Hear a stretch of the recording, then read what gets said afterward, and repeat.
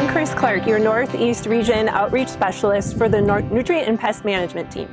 And I'm Michael Geissinger, the Northwest Outreach Specialist for the Nutrient and Pest Management Program.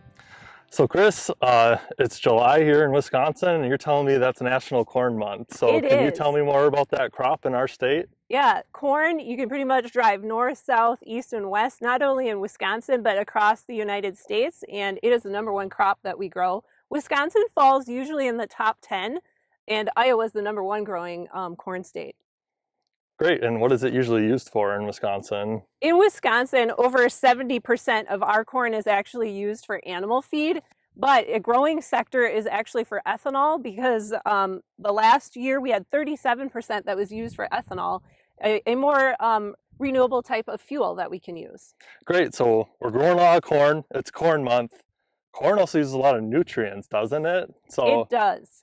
Yeah, you want to talk more about that? Yeah, and a big one is nitrogen. And nitrogen, it can, when maybe used in excess or in certain types of soil, it's easily leachable, and that gets into our groundwater.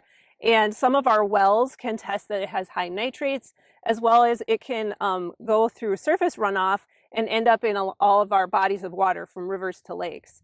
So in 2018, the University of Wisconsin researcher was able to partner with California and Mexico. So Jean-Michel Ané is working with a Mexican tropical corn species that can actually nitrogen fix its own nitrogen up to 30 to 70%.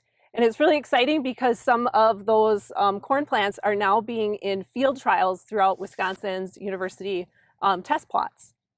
Yeah, that's awesome. And that sounds like something a little bit different than we kind of hear about the other nitrogen biological products.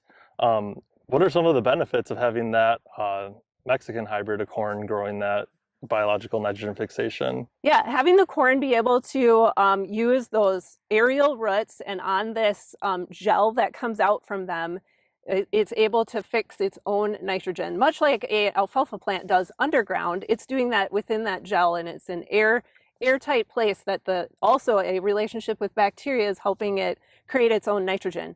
Farmers think that it's great because 22% of their inputs could be putting nitrogen onto their corn. So this could be a potential cost savings, as well as I think it's going to eventually be more nitrogen efficiency for our corn plants, and then preventing it from getting into our environment.